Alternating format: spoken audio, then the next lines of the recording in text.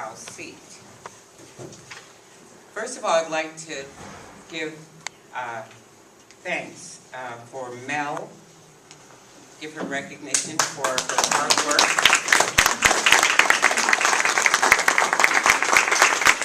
For her hard work and thoughtfulness in pulling this together. And this is Mel.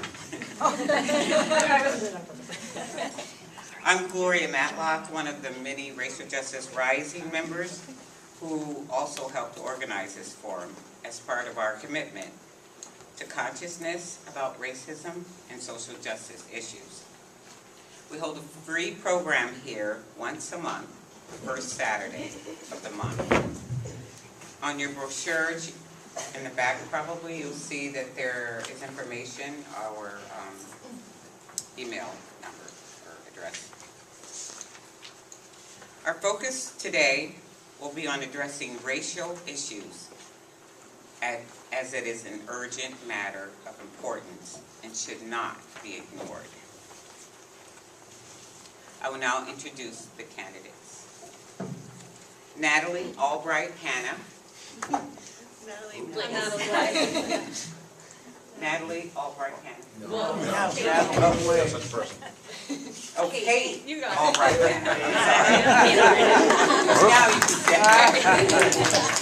Natalie Bleh. Christine Doctor. Jonathan Edward. Casey Pease. Nathaniel Waring, Francia NuSkin,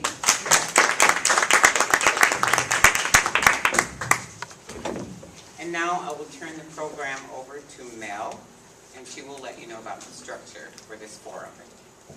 Great. Thanks, Gloria. Let me turn my mic on. There we go. So hi, everybody. Thanks for coming out, and especially for sitting through this very humid climate we have in here. So I'm Mel Tachik, and I'm an organizer for this event, for this forum. I'm going to tell you a little bit about how it's going to work because it has somewhat of a complicated structure that we hope we can pull off. And also because we have a time limit, a severe time limit for this event. We could actually talk the whole day about the issues, but we have very little time. So first of all, I want to give a shout out to the League of Women Voters for their timekeepers, Joanna and Marie. They'll be our timekeepers. They'll keep the candidates in line, and that's much appreciated. So this is the system we've devised to attempt to be as fair as possible to all the candidates and given our time constraints and so forth. I'm going to randomly select, using a very low-tech procedure, 4 candidates. Shake up a bunch of names in the box and pick the first 4 candidates. Pick 4 names from the box, which will answer, and those candidates will answer the first question. The remaining 3, the ones I didn't pick, answer the second question, and we just kind of alternate that way. So each candidate gets a minute and a half to respond to the question,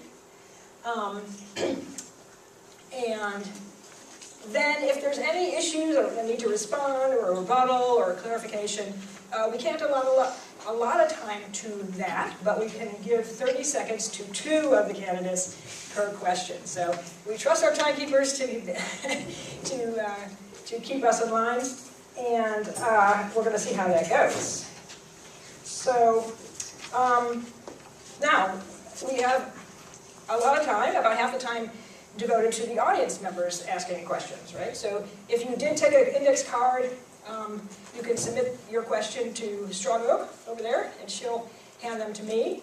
If you want to put your name on, you want to put your first name and last initial, no name, that's fine. We'll get to as many of those as we can.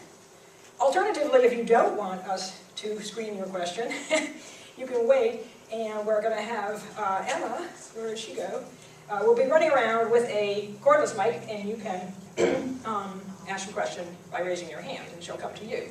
So either way, you can ask, audience members can ask their questions either by submitting them on an index card to Strong Oak, she'll pass them to me, or by waiting till we have the audience time period for that, which is about, we'll start at about 11 o'clock, about an hour in. So if that doesn't make sense to you, that's okay, because we got the timekeepers, and they keep us more or less in line with our structure. Okay, so any loose ends, as we imagine there will be plenty, given how little time the candidates have to address each question, the candidates will be able to hopefully address in their concluding remarks at the end. So, really not covered. So it's complicated, but we think it is fair. So we're going to start then with the candidates' introductions. They get a minute apiece. Not long again, but hopefully enough to introduce themselves, whatever they want to say about themselves. And we've picked a random sequence, and I've already forgotten it, but the candidates swore they would remember the order in which they're supposed to go. I think Jonathan's supposed to start, right? So we may as well start off. Great, thank you very much, Mel, and thanks for hosting this event today. My name is Jonathan Edwards. I am a 14-year member of the Whately Select Board, and I'm proud of the experience that I bring in local government, but I'm also proud of the experience that I bring professionally. Every day, I go to Springfield, and I help run an IT workforce training program. 75% of the individuals who have been trained at Tech Foundry over the past 5 years come from the communities of color. Currently, 12% of the IT workforce come from the communities of color.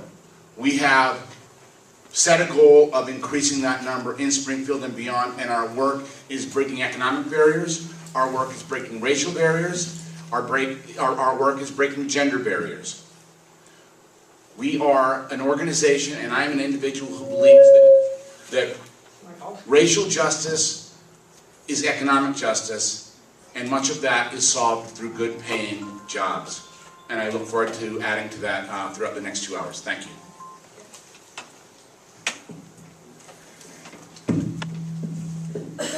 Good morning. Thank you very much for having us today. I want to thank both Mel for having us and organizing us, but also to Strong Oak for part in this as well. My name is Nathaniel Waring. I go by he and him. I am English, Irish, and Abenaki. But I can tell you right now, I've never once been asked how much English I am, or which tribe I'm from, or which clan I'm from Ireland. One of the things that is different about being a white-passing Native person is that people are not as careful about being racist around me. And I've seen my fair share of that, and I'm going to talk about that today. Thank you.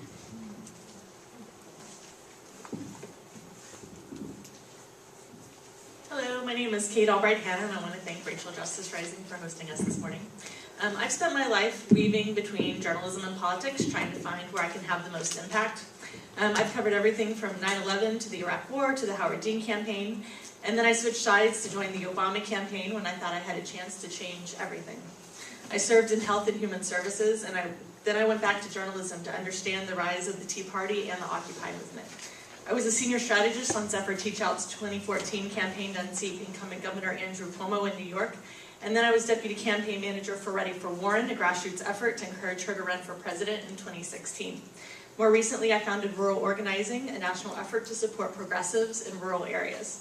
I've been endorsed by State Senator Eric Lesser, the People for Bernie Sanders, and Franklin County Continuing the Political Revolution. I'm running for state representative because I believe we have a once-in-a-generation opportunity to get things right here in Western Massachusetts and show the rest of the country what a fair, equitable, and truly free community actually looks like. And I am very much looking forward to this conversation this morning. Thank you. Good morning. Thank you to the organizers of this forum. My name is Francie with NuSkin. I live in Montague. One of the reasons I'm running to be your next state representative is that I believe that representation really matters. I look at our legislator and I don't see myself or people like me. I don't see many women, I don't see many people who have lived in the working class, and I don't see many small business owners, and I don't see many people of color. That needs to change.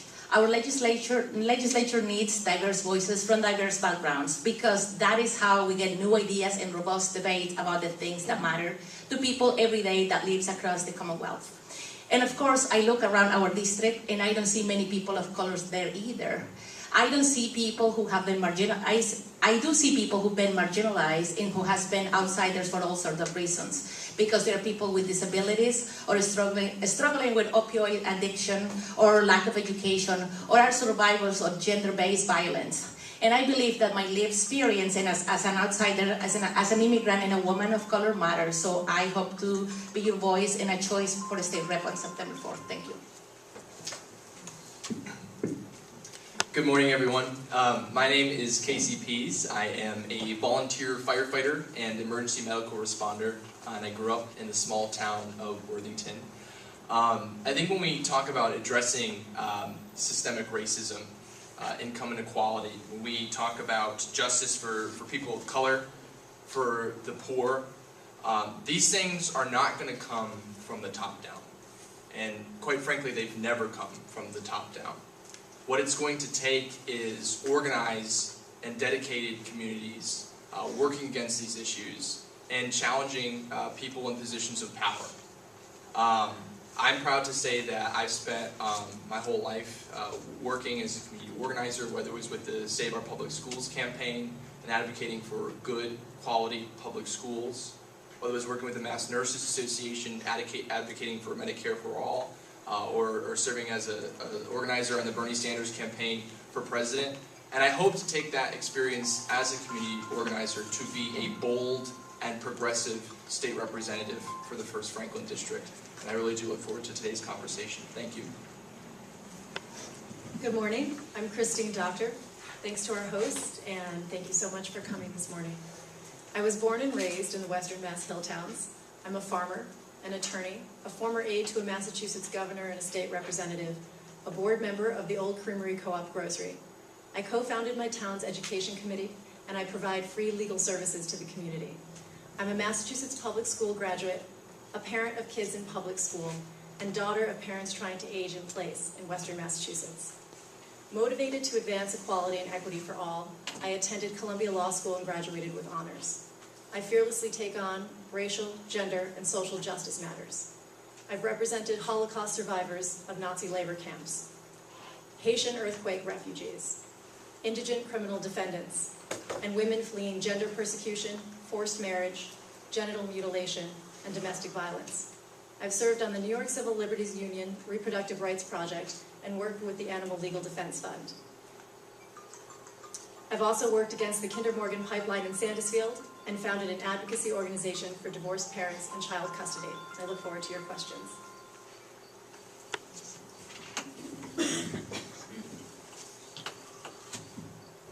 Hi everyone, I'm Natalie Bleh. I live in Sunderland with my 2 boys, Shane and Danny, and my husband. I'm on the Sunderland Public Library Board of Trustees, where I've served since 2011. My background is that I have worked for 3 of the most progressive members of Congress. I learned politics and policy from Bernie Sanders directly. I went on to work for Congressman John Olver and Jim McGovern. And I'm running in this race because I believe that we need strong, healthy, connected communities for every single person in our communities. We need a bigger table where everybody can be seated and everyone can be heard. We need universal single-payer health care coverage. We need to push Massachusetts to be a leader in the fight against climate change.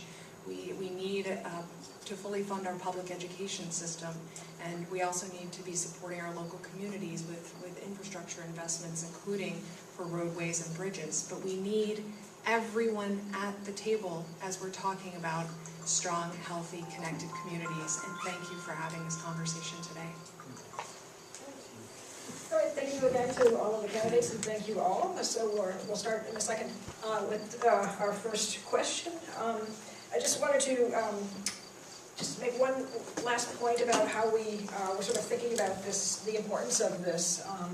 Of course, nationally and in state, racism and racial justice are high-level issues of importance. But even though this district doesn't have a high percentage of minorities, people of color, they do face some of the same problems and challenges and difficulties that other people of color face in the state and nationally. But they also face some unique ones, given their small number of them as well. So, and also, this person that we elect, and more or less effectively, the person we elect in the primary is the person we're electing in the general, is going to also be voting statewide, right, at the state level for issues. So they're going to matter to the state, so not just our own constituents, their own fellow residents here. So with that, the first two questions that we're going to ask the candidates are on education. And as I said, we're going to use my low-tech system for randomly selecting the first four to answer this question. Okay, so let me tell you who I selected. I selected in this order: Kate, Francisca, Nathaniel, and Jonathan. Okay, and your question is, okay, so how and to what extent, if at all, do you think Massachusetts schools should incorporate and address issues of our country's and states' history with regard to racializing and oppressing non-white persons, including the issues of slavery, colonization and its effects, Jim Crow, amongst other issues? For example, are there mandated curriculum changes that you would work to implement at the state level? If so, what are those? And you might want to address more generally issues related to curriculum in connection with racism and our racial past and so forth. So, Kate, you're up. Thank you. Yeah, our textbooks obviously have been written in a way that tells a narrative from a specific point of view. I was just reading last night, actually, one thing that I never learned about in school was what really happened during Reconstruction, and specifically in the year 1868, when freed former slaves actually were organized and were able to get into government and start to draft laws and start to create the more equitable world that they had hoped for during the Civil War. I know in places like New Orleans, for example, the police department actually was integrated during that time. Unfortunately, a white militia decided to declare war on the official integrated police force in New Orleans, and were successful and destroyed that one sliver of hope at that time. There was then a monument put up celebrating the victory of the white militia that stood on Canal Street in New Orleans for years. The compromise then was that they were going to put up a monument honoring both sides of this battle, they said. So history has this weird way of twisting itself to tell a narrative that isn't true and is racist, and there are things that happen across our country and here as well that we need to relook at, and we need to rewrite our textbooks to show that. Thanks. Thank you.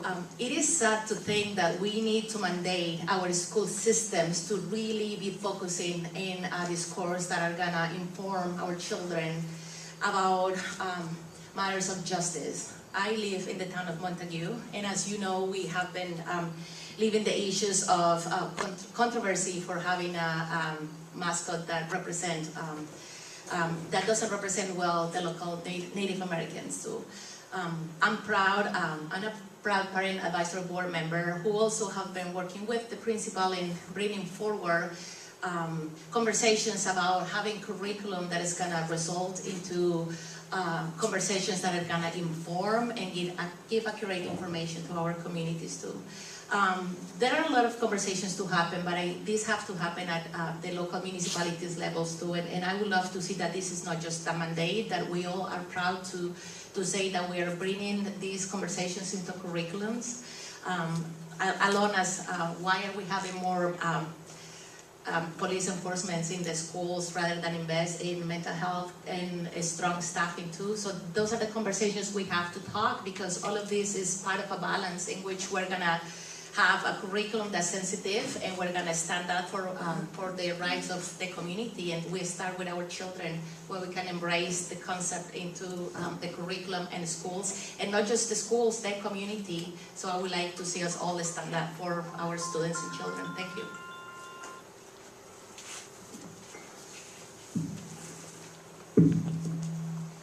I feel that if we were to mandate curriculum, that's like putting a Band-Aid on the problem. What we need to do is we need to worry about and address the systemic racism that exists in all levels of our government and our society.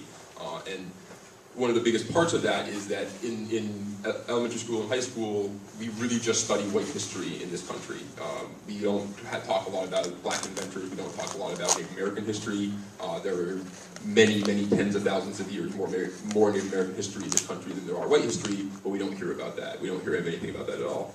And so obviously we need to address racism, but I see mandating that in a school setting, kind of like having a DARE program where the kids are going to be like, yeah, whatever, I don't care about that. What we need to do is we need to start addressing it at home. We need to start addressing it with our friends and the parents of these children. What they learn at home is what they take to heart. And so when they're being bathed in racism at home, that's where the problem starts. So it's really a societal issue, not it's something that we were going to be able to fix by mandating curriculum in the school setting. Thank you. We need to understand how the iterative steps of history impact our lives today. We need to bring people into the schools who have lived this. Our teachers do a wonderful job, but they don't have the real-life experience necessarily to teach how persons of color are impacted on a regular basis. Bring in someone who lived the Rosa Parks life. Bring in someone who has grandparents who were impacted through immigration policies of the last century that impacted our ability for people to live, work, and play in 19th and 20th century America. This is what education can do for us. So yes, it is vital, but we also need a plan to how to do it effectively and to make sure we pay for it, because if it's not paid for, it's not going to happen. Okay, thank you. So our education, having a little difficulty with the mic. Not used to wearing a mic. All right, so this next question then will be to the remaining, that didn't answer the first question. While Massachusetts has achieved a high ranking for its public education system in general, for example, being ranked #1 among the states in education by U.S. News and World Report, as well as Education Week and others, data shows that Massachusetts at the same time has a high degree of educational inequality. In particular, educational achievement demonstrates a racial divergence. The data are especially concerning regarding inequality along racial lines when we look at high school and college education, completion rates, diplomas, and so forth. How would you account for this seeming disparity, and what would you do, especially in light of the retrenchment in the courts and elsewhere of support for affirmative action, and the problems faced by the millionaire's tax being removed from the ballot for the upcoming election, to ensure that people of color obtain equity in education? And it is a complex question. They're all complex. I'm trying to fit everything into one question. And actually, I'm going to let you go in the order you choose, those three of you that are left. Well, I'm happy to, I guess, go first as one of the three. So education policy in general is something that I'm incredibly passionate about. Having gone through our public schools in the district, one of the things that I found really upsetting while I was going through our public schools too was the emphasis that's been put on standardized testing. This Commonwealth spends over $30 million a year on standardized testing, a lot of which goes to one company, which I don't believe is a very reliable way to really address and understand the amount of accountability that's happening and the quality of education that's being provided at our public schools. So that's one piece. The other thing is, I've been advocating for a long time reforming Chapter 70 funding, because a lot of inequities, especially for our rural communities, come with the fact that this is an outdated funding formula that was created in '93 and is archaic for 2018. It doesn't make sense that how much money goes per pupil is based off of each town's tax base. I mean, that's going to put towns like Greenfield or, say, Williamsburg, Chester, Worthington at disadvantage in comparison to, say, Cambridge or Jamaica Plain. And the other thing that I would like to address, if elected, and if not, still advocate for, is legacy admissions.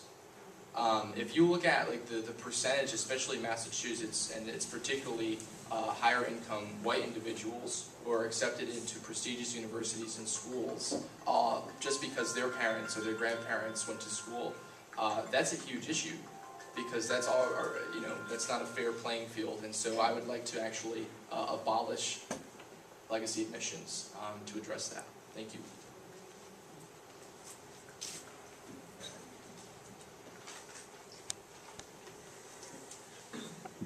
So I agree with Casey. We've had a number of conversations in this election campaign about Chapter 70 foundation funding formula, and we absolutely have to make that a priority. It was left on the table at the end of this legislative session, and that's something that I think any of us at this table here are committed to taking up again.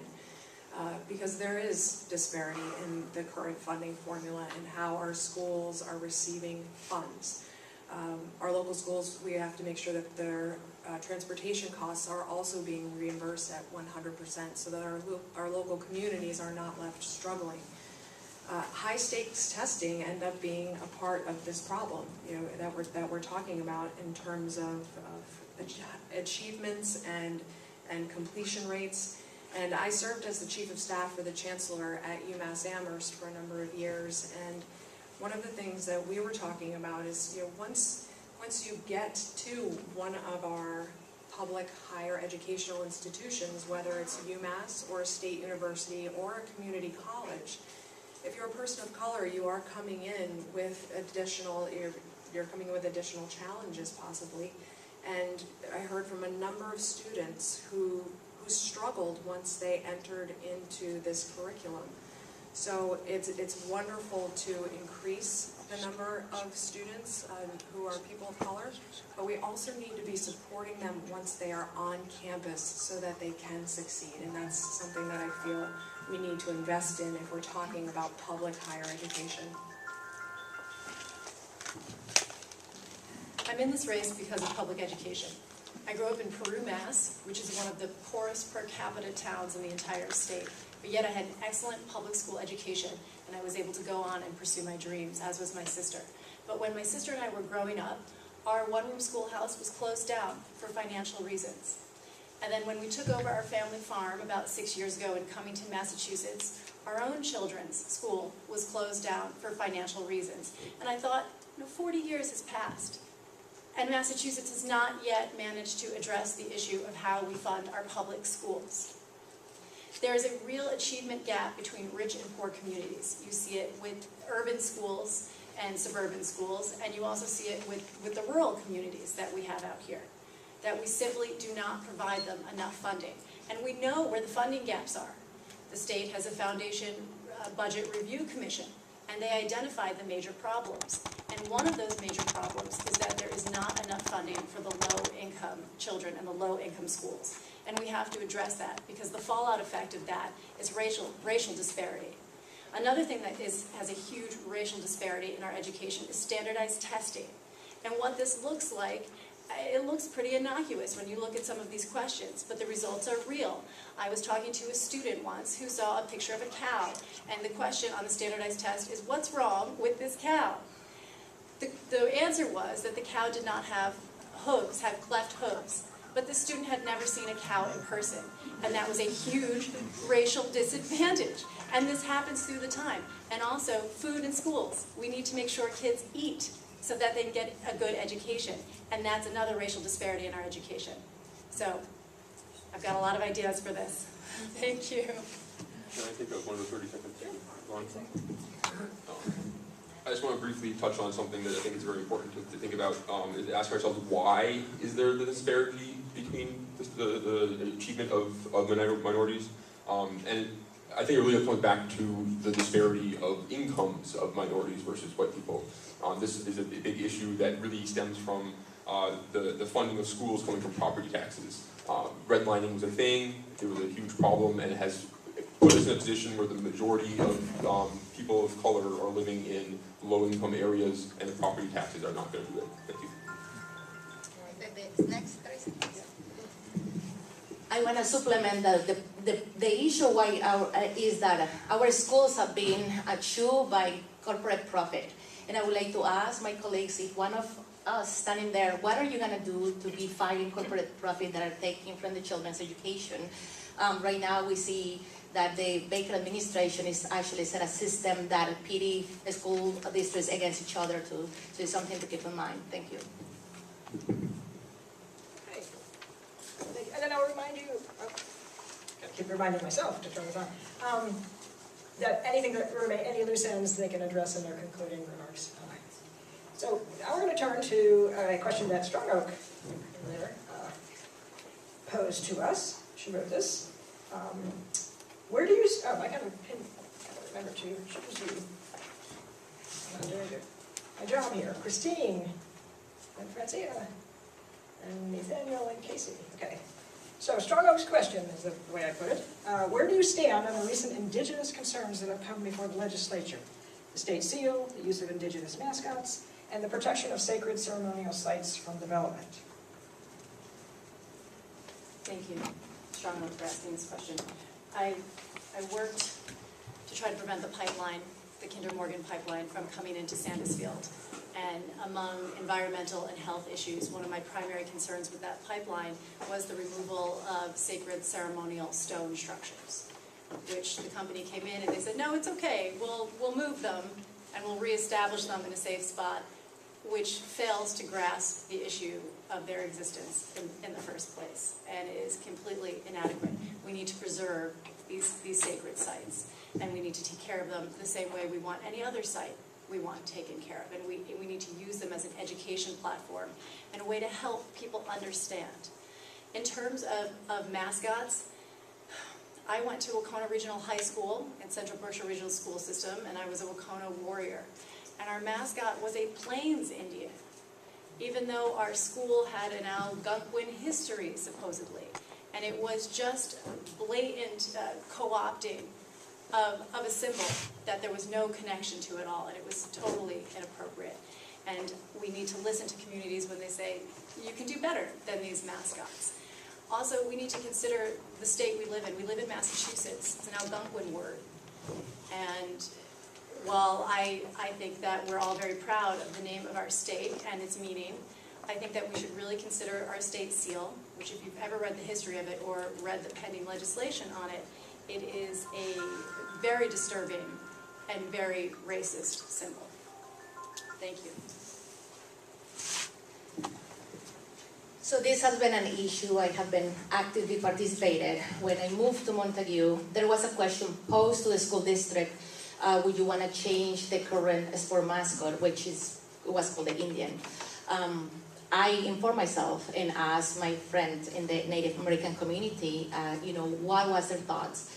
I know in a good feeling that having my children in a school district with a mascot that was named the Indian felt wrong, but I wanted to be informed. And I got information that it did not represent our local community, so I conclude that it was better to come together and to have a change that will represent all. And I also learned disturbing facts that this actually create more racism for people, especially in the Native American communities. And as a person who just make an opinion, as was asked for school, I have been doxxed, harassed. My lawn signs for running for office now have been stolen. And I say that because I'd be very proud to keep being in the right side of history and supporting Native Americans to come and talk and represent. But what I'm saying is that people like me and people who represent minorities are not the voice of the current leadership that does not have representation. So we have to stand up for change that is going to include everybody. One of the facts that stuck with me is 3 out of 4 women locally that are Native American, I learned this from somebody who talked to me, have been sexually molested and harassed because they are Native Americans, and people tend to animalize, or say some things that are not appropriate. So I will be standing and always standing for change that include everybody in the Commonwealth. Thank you.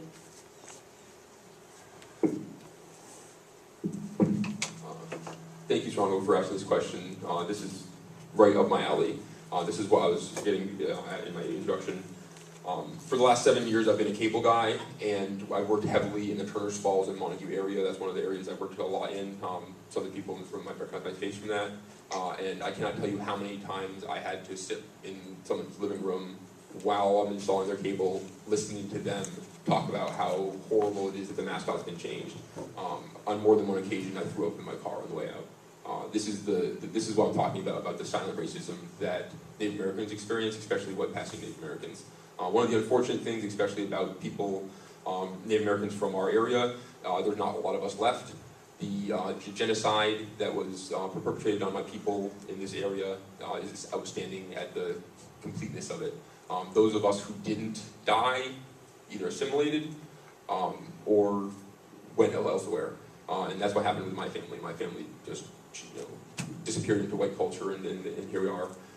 But the idea that we can force Native American children to stand underneath a flag that represents that genocide and represents that complete and utter decimation of culture is just absolutely sickening to me. I cannot believe that we are in 2018 still talking about this, but obviously we need to. Thank you very much.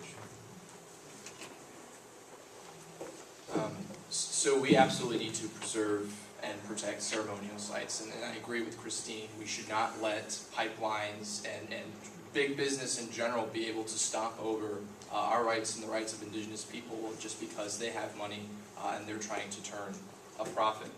When I was at UMass Amherst, I worked with activists who were going to Standing Rock, and I was going to go myself, except my car broke down, so that wasn't very helpful. Actually, my car almost broke down today, too.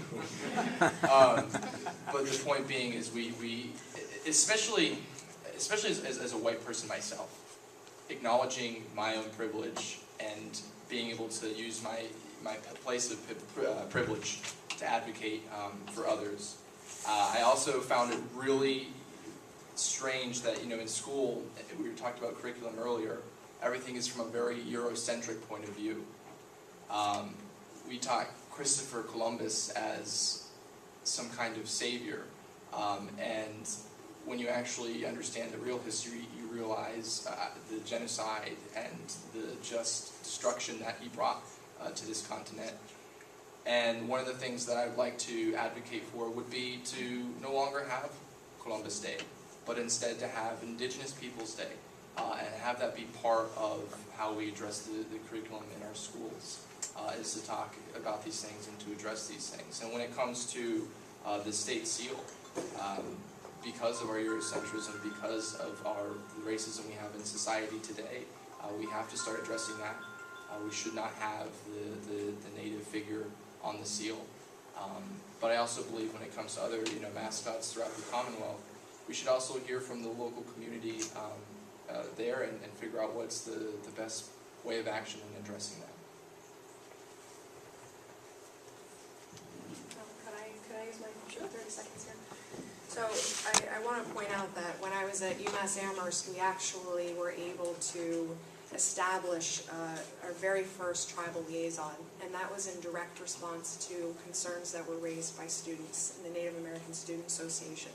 They were very concerned that they were not seeing people who looked like them on our campus, and recognizing that there are many students in the entire Pioneer Valley who could attend a university like UMass Amherst. And so that position was established while I was there for the Chancellor in the hopes of addressing some of these things, including NAGPRA, the Native American Grace Protection and Repatriation Act.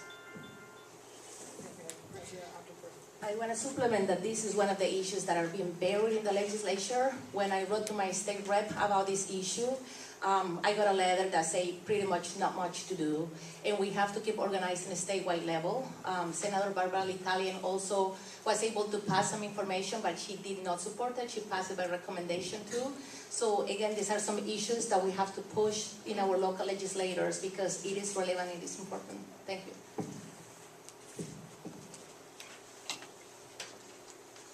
Okay, thank you. I'm sort of reminded of our U.S. Senator who was heralded his question and denigrated by someone you all know. So this question was written, it's a little lengthy, but it was written by Tigray, who I don't see right now, and I think she had an appointment, but she was here. She's right here. Oh, there you are, okay, Tigray's question. It's on reparations. One of Racial Justice Rising's commitments is to work individually, collectively, and politically toward payment of the debt owed by whites to the descendants of the enslaved in the United States. Massachusetts was the first colony to legalize slavery in 1641. The first people enslaved were Native Americans. The legacy of slavery lives on today, People of color suffer from mistreatment and institutionalized discrimination, while whites benefit from unearned privilege, often at the expense of people of color. We would like Massachusetts to address this grave harm by formally apologizing, as New Jersey and Connecticut have done.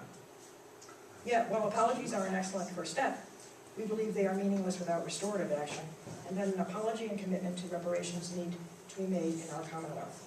So the question is, what actions would you be willing to support to address this profound wound in our nation's history? And the order, so I did select an order, Natalie, Jonathan, and Kate.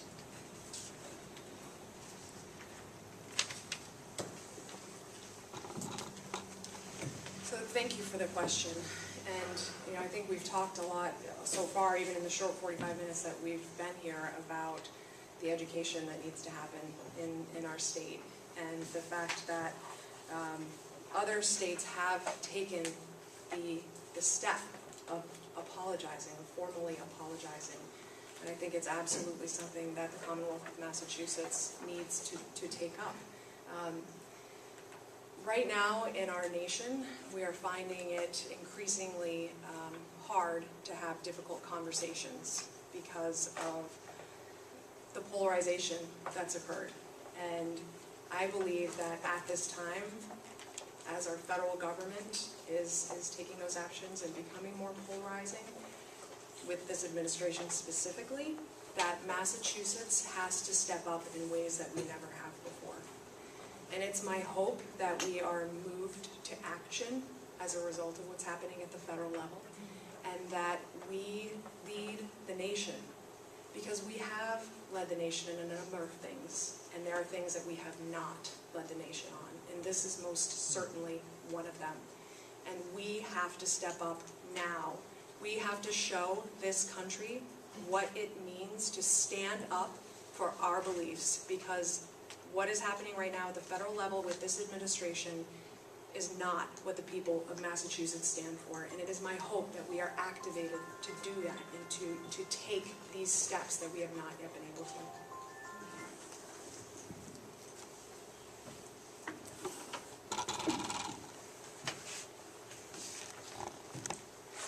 I'm going to echo a lot of what Natalie just said, but try to be a little creative at the same time. No, I don't want to bore everybody with the same stuff. Now I'm bored? No. Sorry. At any rate, the fact that Massachusetts hasn't apologized for, it's great to be first in the nation a lot of the times. This isn't one of them. And the fact that we haven't apologized and for being the first in the nation to legalize slavery is an abomination. But what we need to do is take that apology and educate and inform and discuss. I've spent the past 5 months, however long this campaign's been going on, talking about the need to sit down and find commonality and discuss best practices.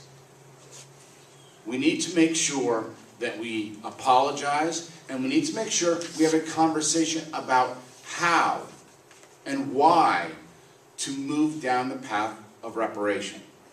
Just saying yes isn't going to work across the state because not enough people are going to be with us. But we need to have a conversation about why and how. And if we do that, perhaps we'll start to move this country, this nation, this country, towards a conversation about what Martin Luther King called the other America.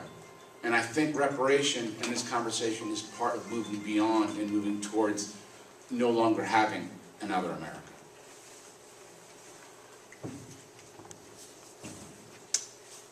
So, apology, of course, but I also believe that we owe reparations.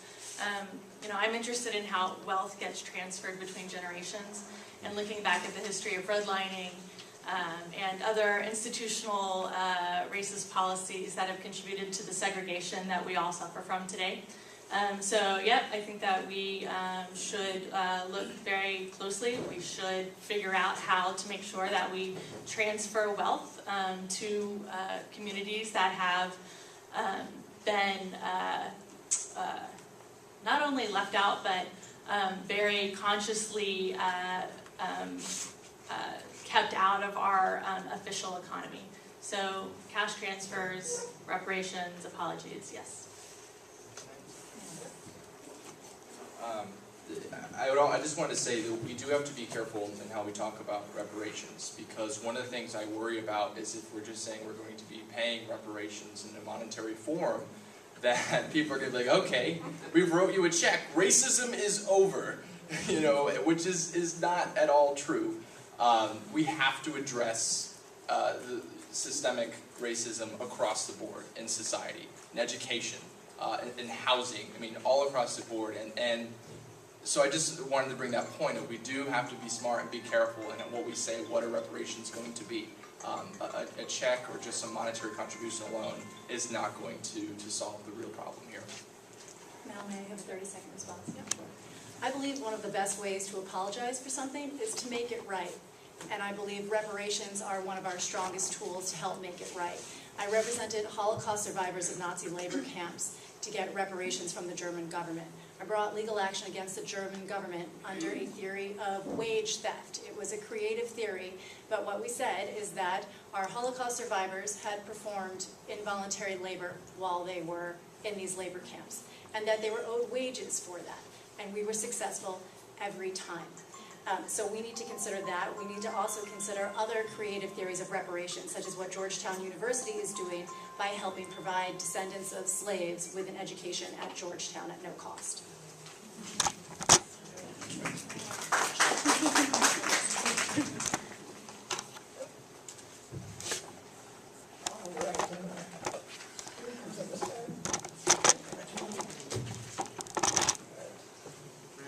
Nathaniel, Natalie, Christine, Kate, your question is on criminal justice. Similar to the seeming disparity in education, Massachusetts has a relatively low rate of incarceration among the states, while a much greater inequity, actually seemingly quite a significant inequality along racial lines in who is incarcerated, is several times over for people of color compared to whites. To what extent do you think these data reflect inequitable treatment of people of color in and by the criminal justice system versus, for example, inequitable treatment or experiences prior to getting involved in the criminal justice system or some other source of criminal activity? And what might you propose to rectify the inequities that manifest themselves in the criminal justice system in Massachusetts?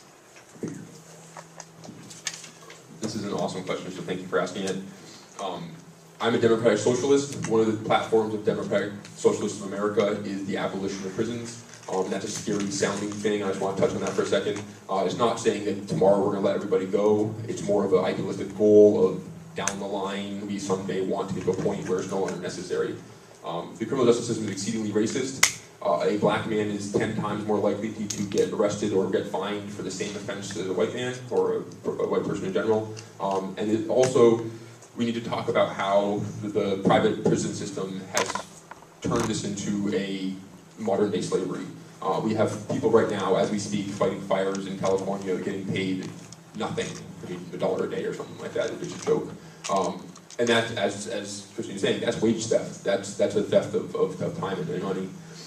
But in general, the big problem that we have to deal with here is just sussing out the systemic racism within our police forces and within our DA systems. This is not something that we're going to solve by prison reform. This is something we're going to solve by law enforcement reform. Thank you.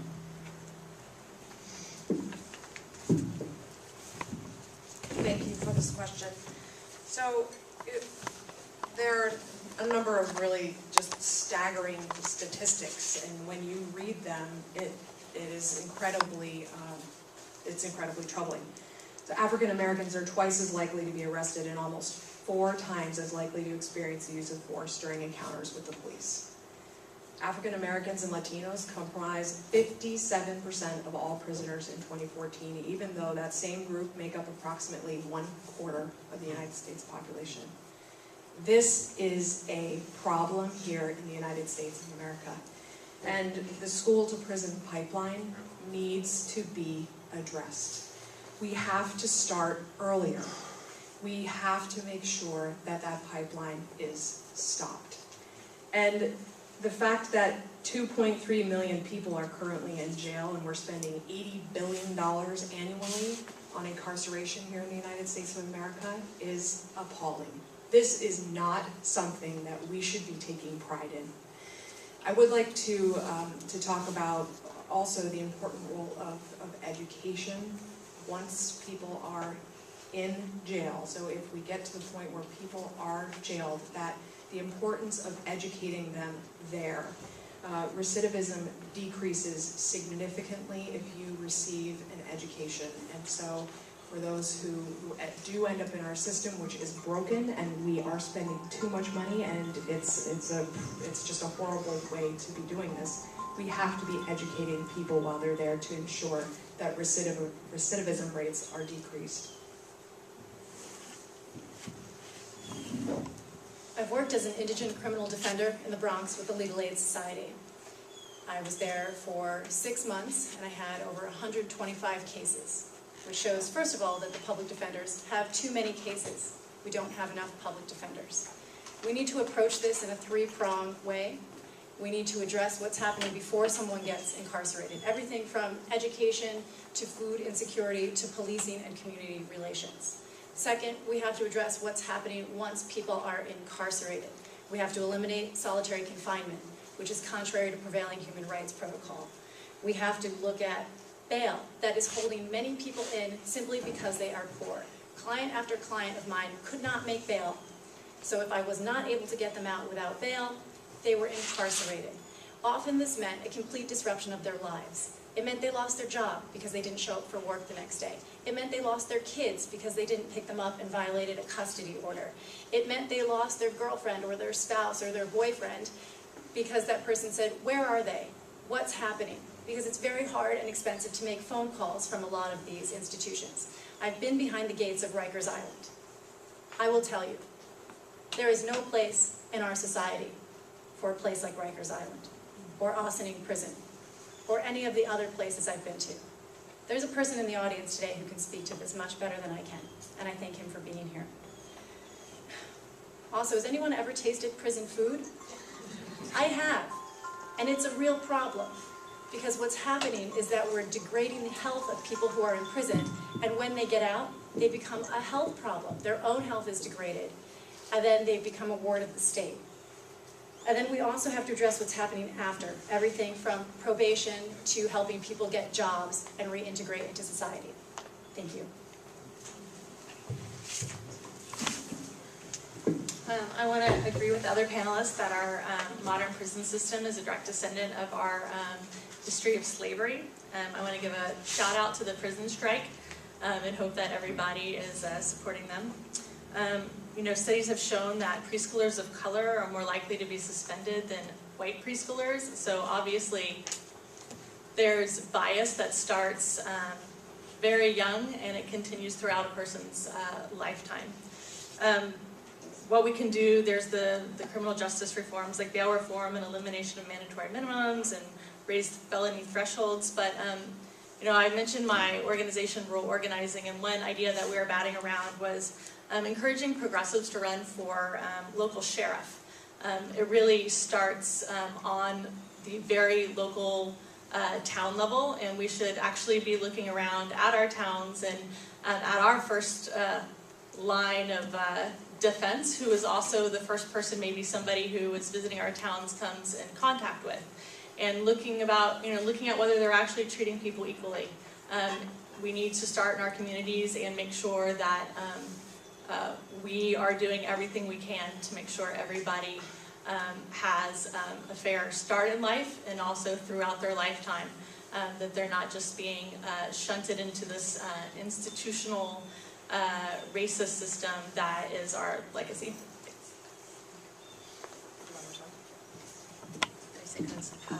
To all what is said, I still would like to hear more commitments to say that you will stand up for those local sheriff who will be supporting immigration detention too. I would like my colleagues, if they stand in the Office of State Representative, to be standing up, because what's happening now is demonizing immigration. It's horrendous, it's horrible, and it's happening here in our district where we have IC workers detaining workers where we left women behind with their children, and it's a whole system too. There are also local offices that have been perpetuated and uncontested. So pay attention to all of this continuing, like, register of probate offices perhaps, but we have to engage these folks that are held in office, and we need to push them to come out stronger to say, ask what is their commitments, and to inform and to help the community, because right now I know of many cases in which people get arrested without reason locally, so please stand up. I just wanted to touch on ICE very briefly. I think as we start talking about Native American issues, we also should talk about how the borders that we talk about are only European borders, and the difference between someone from Mexico and someone from Costa Rica is non-existent. So the difference between someone from Arizona and someone from Mexico is, again, not, we're talking about two separate groups of people here.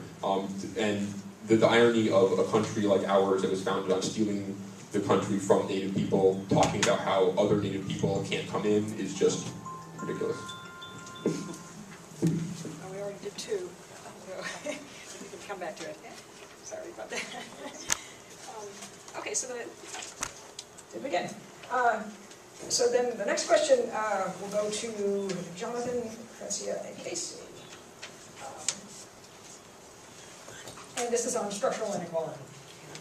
In terms of racist attitudes, especially overt racist attitudes, Massachusetts has made progress over the years. But structural racial inequality, referring to such things as educational attainment, which we've already discussed somewhat, household income, poverty, home ownership levels, and that type of thing, that persists and even seems to have grown in a lot of areas, and grown quite a lot even recently. Now, in fact, a study from just a few years ago, though referring to Boston, found that the net worth of non-immigrant African Americans was only $8. And in the media reports, they almost always say, no, that's not a typo, compared to many, many times the net worth of the comparable white population. So that's Boston, and Boston may be unique in some ways, but the pattern is similar throughout the state, even if Boston's numbers are possibly unique. Western Mass has its own problems with overt racist attitudes. For example, what happened at Smith College to the black student who was told, the police were called on her, told us because she didn't belong there, and structural racial inequality as well. So what would you do to address the various forms of structural inequality locally and at the state level?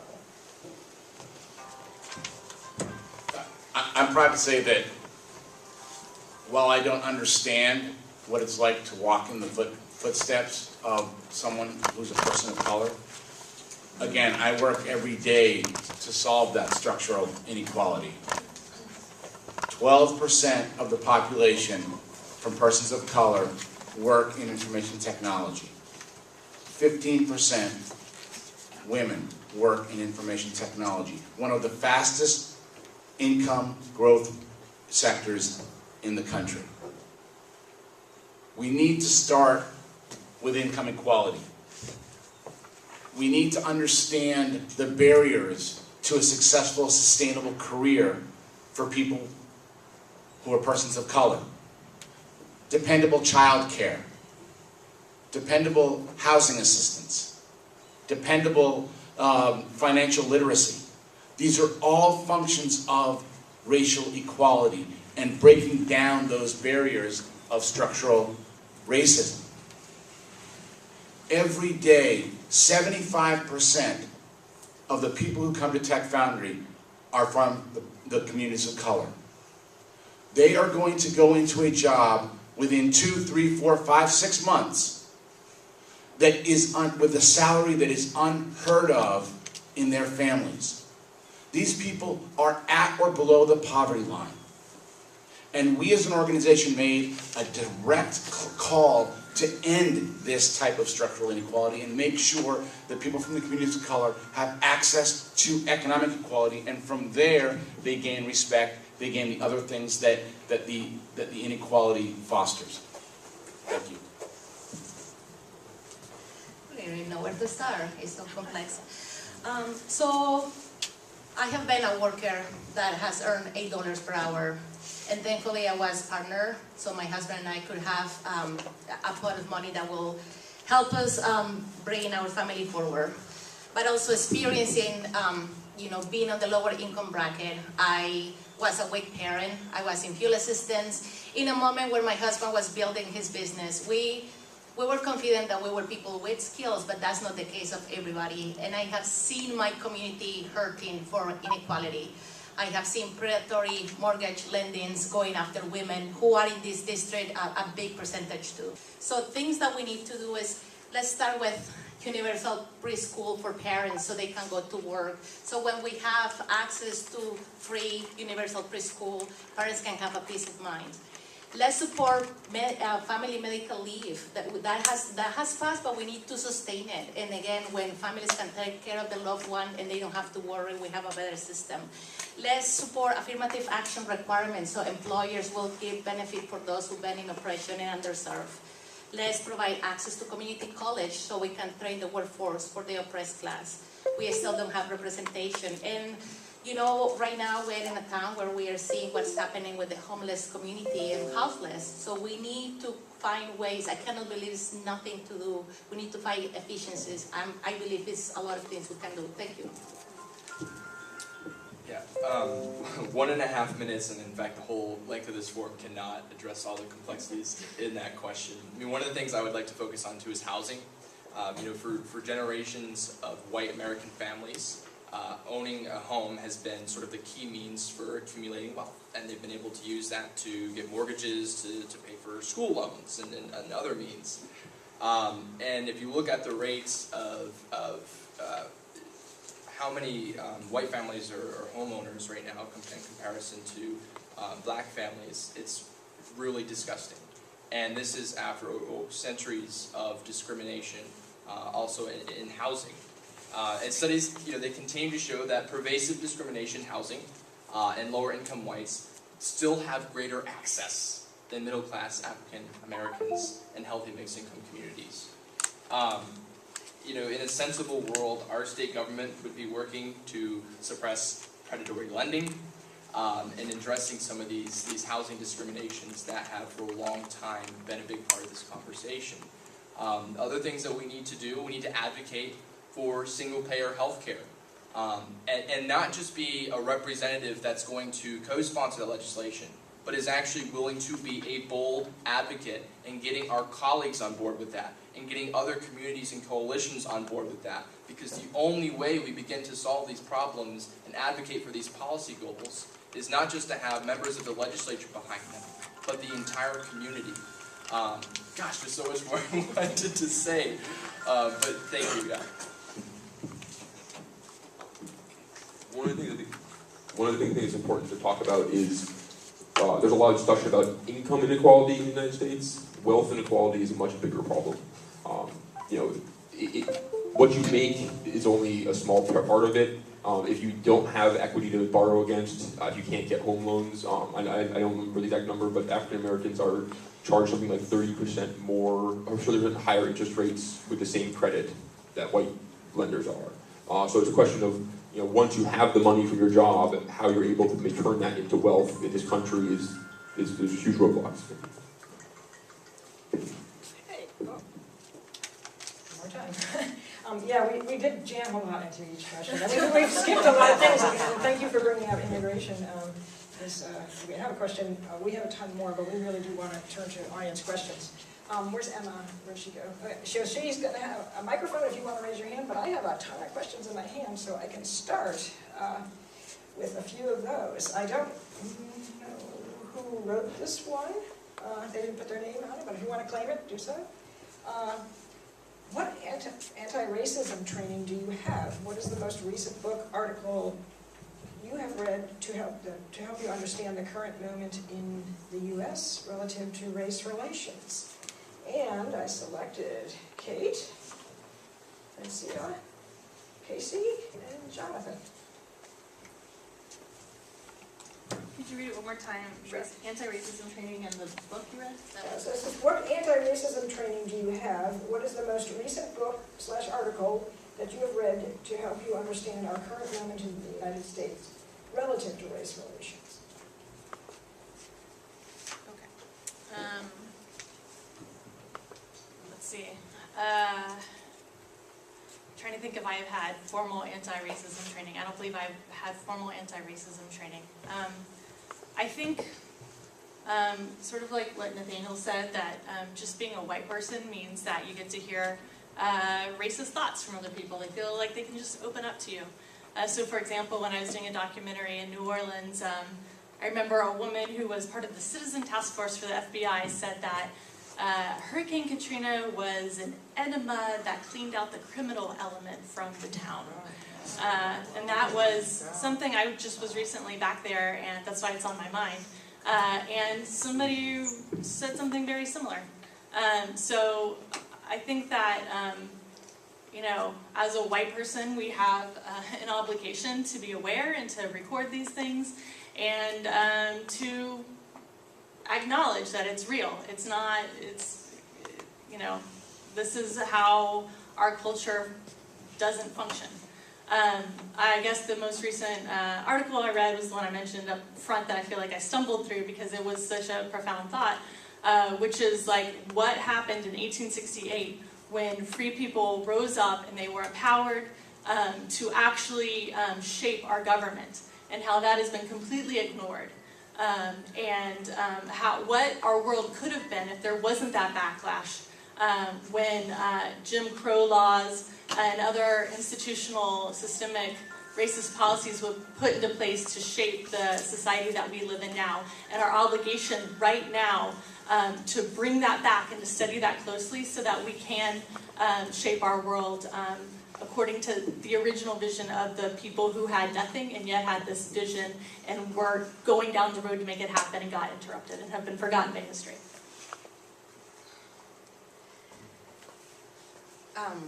Believe it or not, the war of anti-racism has to happen to anybody, even people of color, because racism exists at all levels. As many of you know, I was born in Colombia, in which we also live extreme poverty, and especially for Afro-Colombian communities. So when I was in my college, a public university, I did a lot of work participating in also ways to include and support Afro-Colombian communities in our conversations.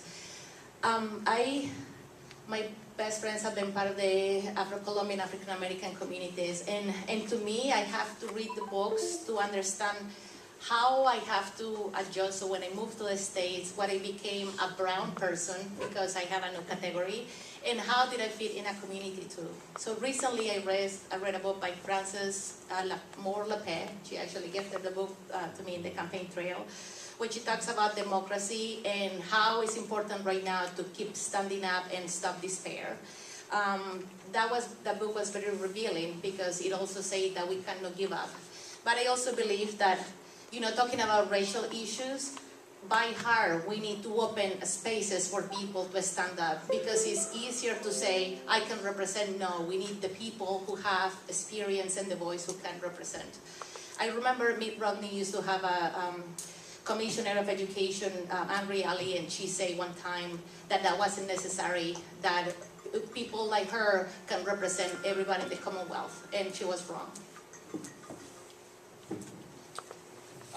Thank you for this question to whoever asked it. I remember I did an American government program at Georgetown University. One of my roommates, Homer, who was black, I remember, I grew up in pretty much a mostly white community. I think we had one, maybe two persons of color that actually lived there.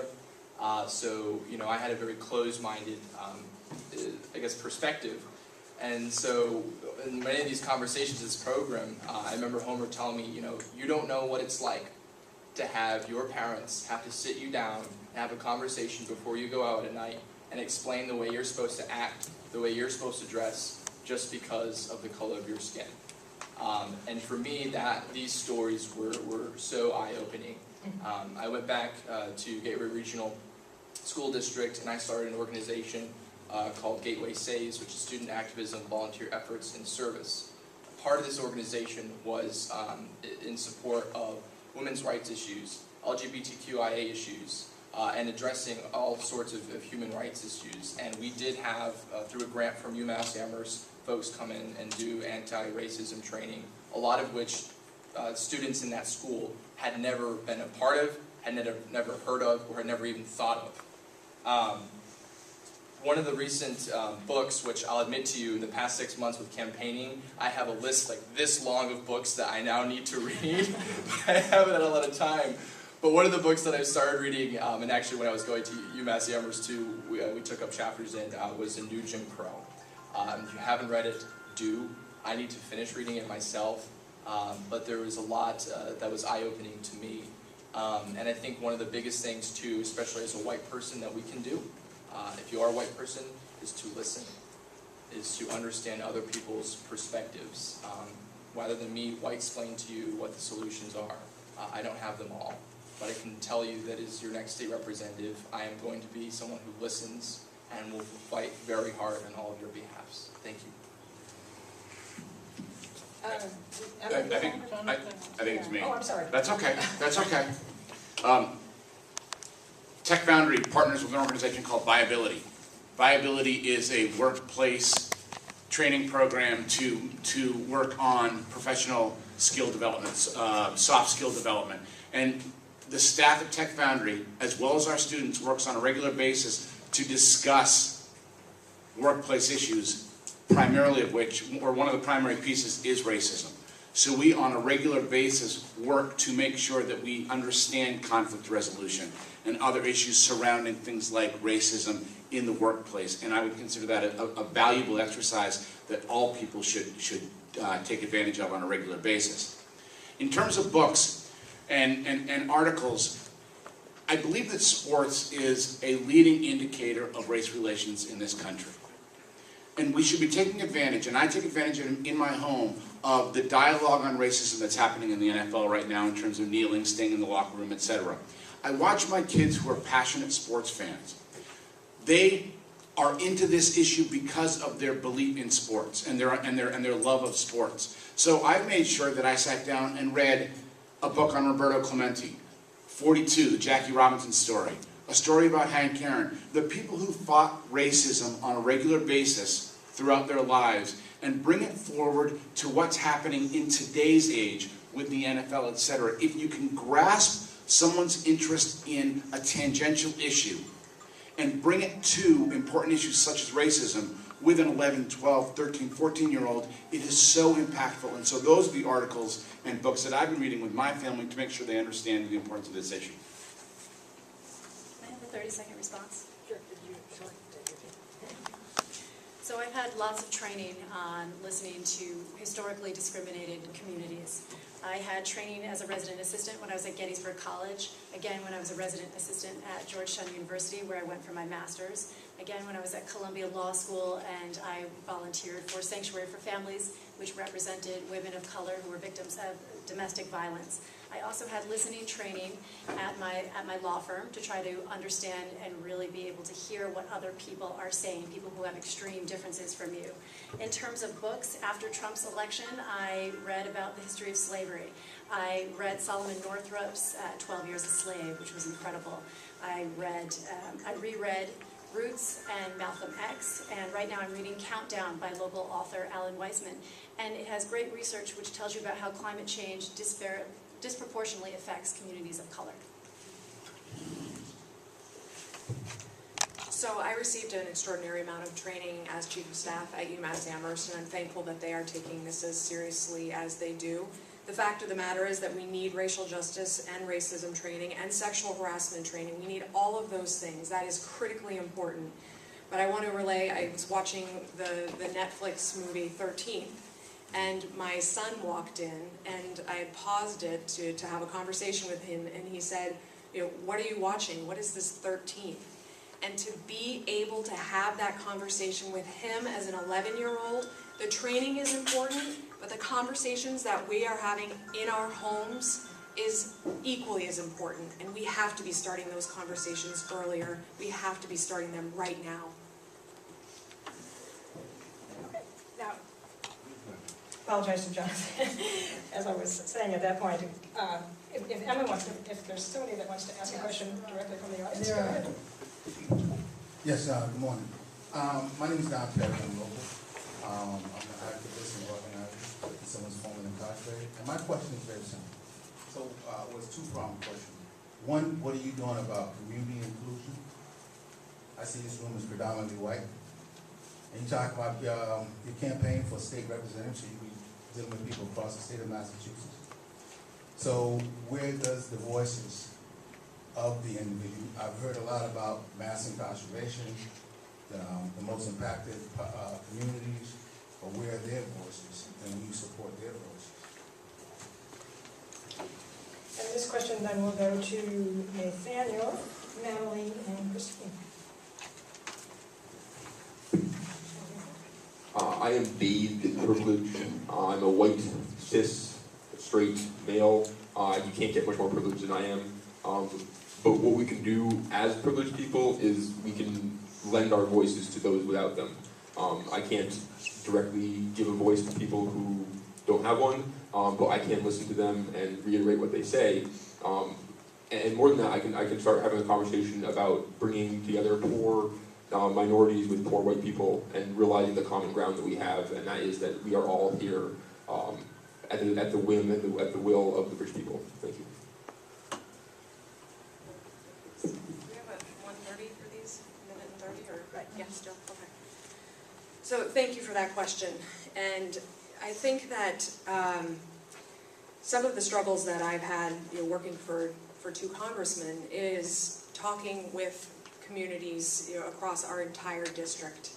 And when I was working for Congressman Olver, this district was 107 communities.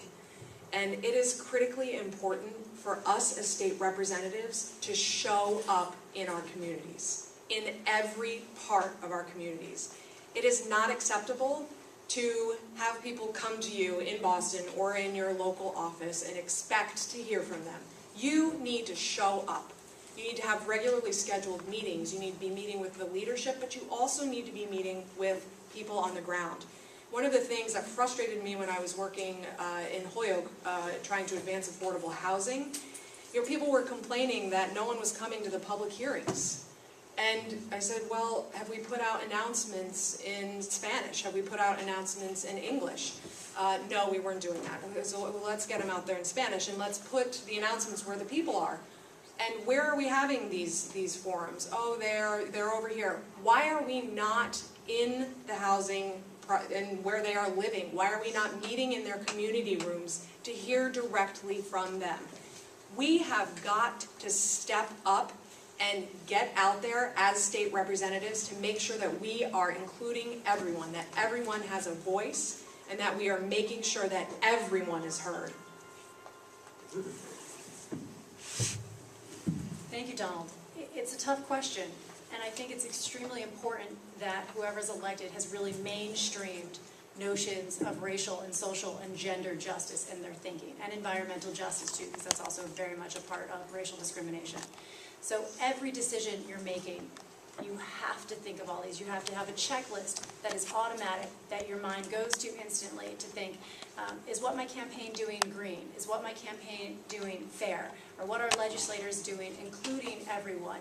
And how? And what more can we be doing? So personally on my campaign, I've reached out to staff and advisors and consultants and community organizations and churches, trying to listen to a variety of communities, all the communities that I can hear from on these issues. And something that's come up time and time again that people want to talk to me about because I'm a farmer is white ownership of the majority of the land in our country. And what can we do about our farmland to make sure that people of color have land that they can farm and have access to land ownership and housing ownership to help them essentially work against the banking and finance system that we have set up in our country. I've taken banking and finance law in law school. I didn't want to, but I had an advisor who looked at my course schedule and said, what are you doing with all these wonderful leftist liberal classes? Save constitutional rights and women's rights for later. Right now, take federal tax law, take corporations, take finance restructuring, because those are the tools of the master. And you have to know those and understand them so that you can work to improve everyone's lives. I'm afraid not. cut somebody off. I briefly want to mention I became a developmental specialist because before the past census I noticed that we have a growth on an immigrant population, and the census didn't coincide with my comment, and I say cannot be, I see more children, I see more families, and then the census results came around and it was more than 12% that we expected. So I'm saying that because in the school districts we're asking, and actually in this very town I was asking how many staff of color we have represented in administration, very little too. So we need to keep moving and supporting people of color, and pay attention because this legislator is going to be part of the census redistricting that's going to affect our communities.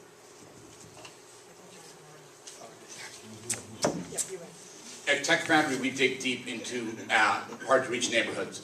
We go and actually recruit members of the communities of color to come and train and get jobs. We expose these individuals to jobs, not just in Springfield and Holyoke and Chicopee, but we expose them to jobs in Hampshire and Franklin counties. But if we're going to give people an opportunity to add to the racial diversity of communities, we better improve things like public transportation. Because nobody can take a job, if you live in Springfield and you get a job offer in Northampton, and it's an hour-and-a-half bus ride each way, it perpetuates the racial inequity barriers. We need to fix things like that so that communities of color have access to the jobs that are so pivotally important to their lives and our greater economy. Yeah. I don't need that. I just have suggestions. I don't have a question. I have a suggestion in terms of acquainting yourself with people like me. If you don't live in this skin, you have no clue what I experience. But my kids are biracial, and my daughter did something very admirable. She worked on the Zanaev case.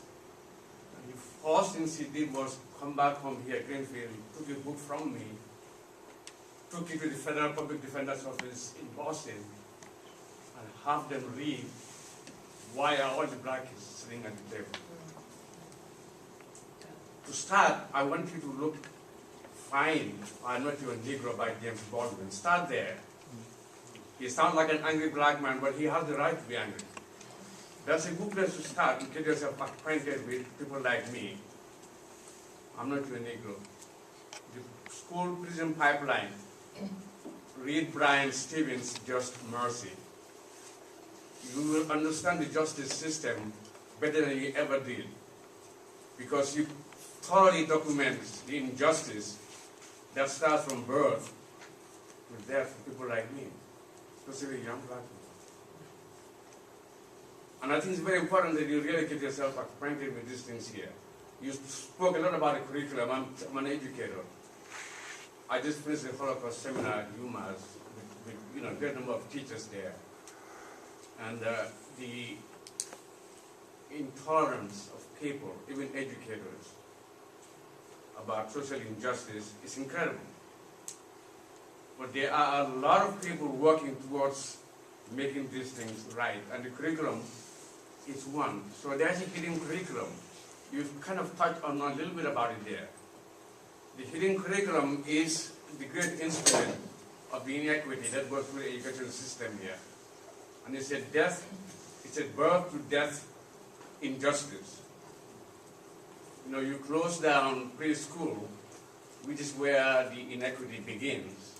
You will never close that gap again.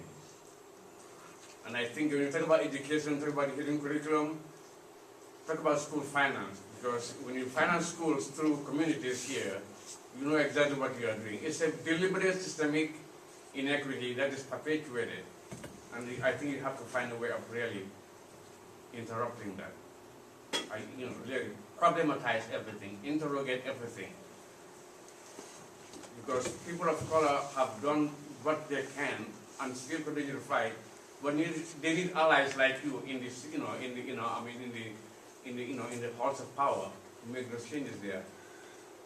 But you have to really educate yourself about what it means to be a person of color, or gender, or any other, or an immigrant there. And to understand that, you really have to go to people who really dealt with this problem. And there's no one better than James Baldwin. in documenting and telling you what it means to be a black person in this country. So go find I'm Not You a Negro and watch it. You'll really have a better understanding of what it means to be a person of color in this country. Thank you. Yeah, so we have to do something a little bit unusual. Why don't I give people who want to respond about a minute each. I'm glad that you brought up James Baldwin. I watched recently a video that's got to be from the 70s of him talking about racial injustice in America, and one of the things I love most about him is he's not afraid to tell the truth that nobody wants to hear. Speaking truth to power is the #1 job of all of us up here. That is our job. We need to do that. That's why we're here. And a man like James Baldwin has been doing that longer than any of us have. And I know of the video he's speaking of, and it's highly worth watching, so please do. Did anyone else want to respond? I recognize that Mr. Mamadou was part of the Human Rights Commission, and we need to have more of these bodies throughout our districts to ensure that we have a touch, in a sense, and a vessel to be informed about what we need to learn and how we need to move forward with these issues. And truly, I know some of these issues might be very, people hide from them because they're controversial. And again, this year is not the year of being centrist. We really have to move forward in progress to support our marginalized communities. Thank you. Well, I have a bunch of questions, and some of them I think do cover some things that we asked already. If you disagree, if they're one of your questions and you disagree with that, please find candidates afterwards. But Emily Ballard asked a question. I mentioned this just in passing. Her question is, does Emily want to, Emily's over there. Do you agree with how Smith College is handling the racial profiling of, and I'll get the name very wrong, Unu Canute on campus? If not, what would you do differently? Is everybody aware of the case at Smith College? I'm aware. I would just admit that I'm not entirely, I'm aware of what happened. I'm just not entirely certain what steps they've taken thus far. Okay. Well, you're not in my list, you're not in my stack, so.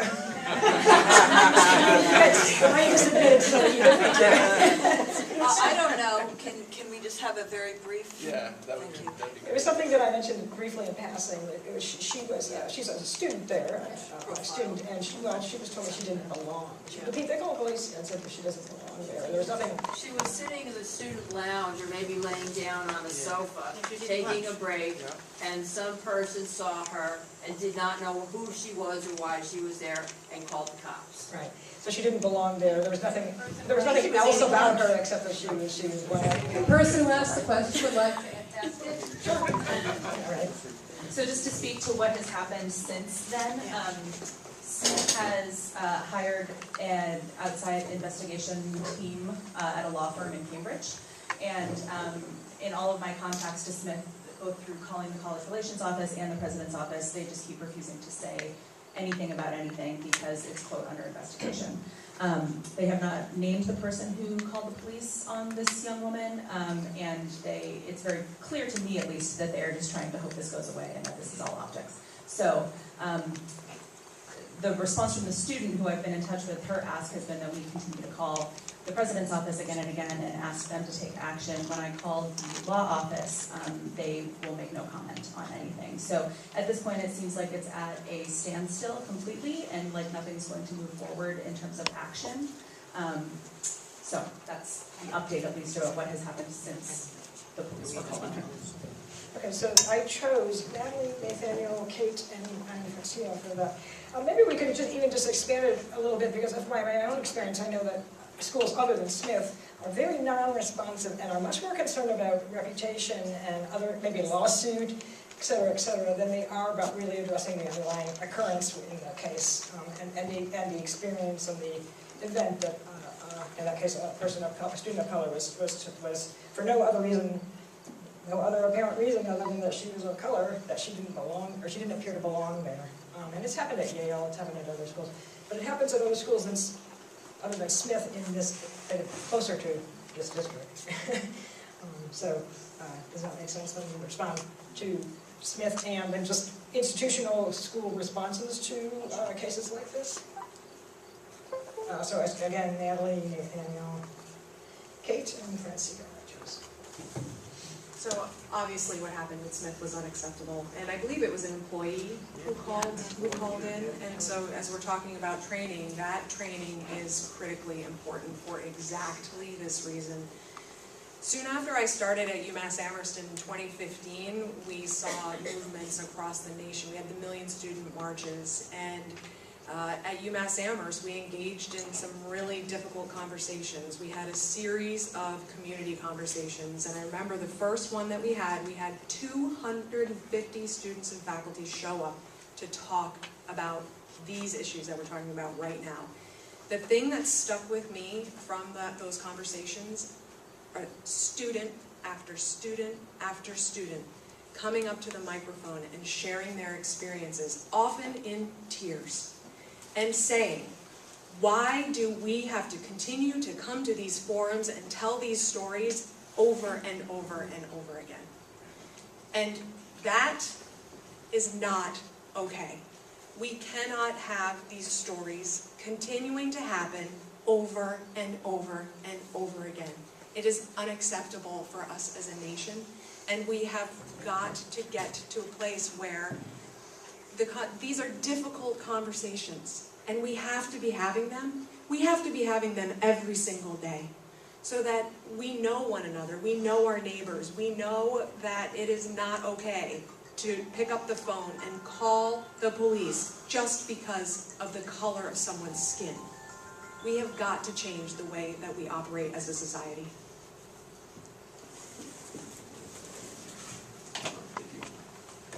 I think it was the Boston Globe wrote a piece on this particular case in which they made the suggestion that basically she was overreacting and that was a perfectly legitimate thing to do because they have a policy on their books that says that if you see something, say something, which is a policy that a lot of us hear a lot of the time, which just seems like an excuse to me to harass people.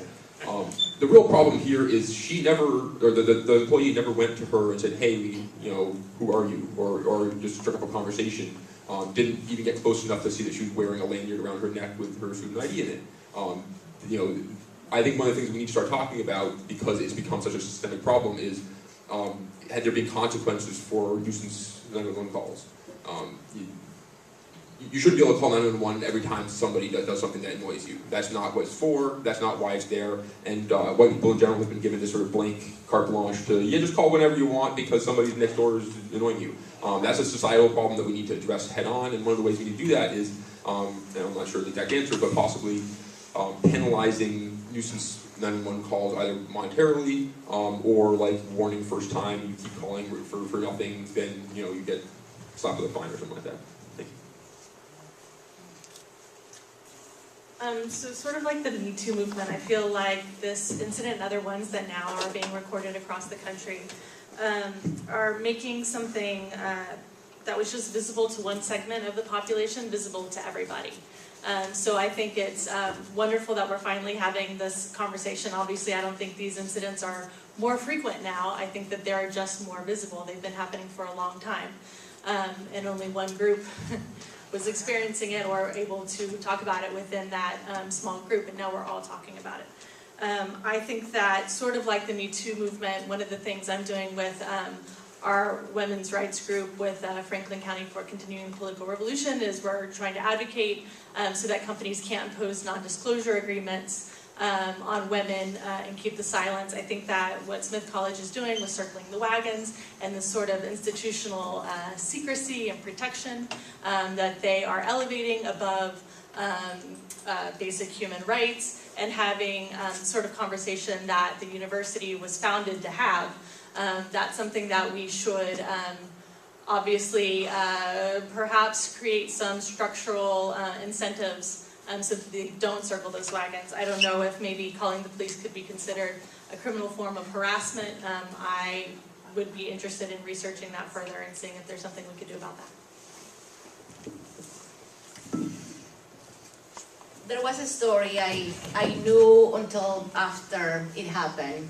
When I was a food pantry worker in a local food pantry, I didn't realize that a couple visiting have been hiding their purses from me when I was working because they They were afraid that I was going to steal.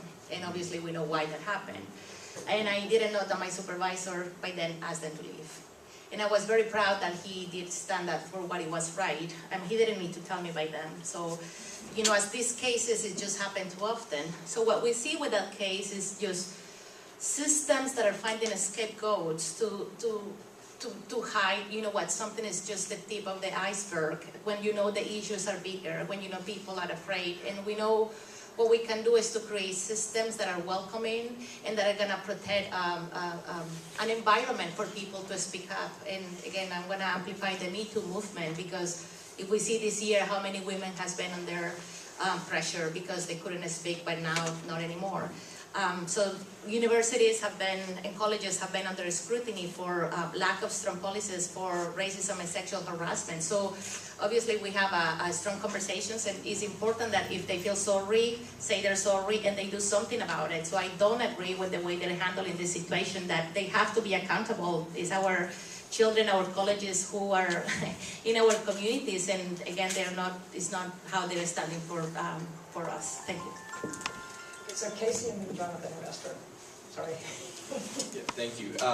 So one of the things I want to bring out of this is the conversation of curriculum, which is why I think the employee having done this is important that at a very early level we are talking about racial bias. We are teaching the actual history of this country, and so on and so forth. And one thing I also want to bring up, I have a member of my family right now who's in the process of becoming a law enforcement officer. And she's going through the academy.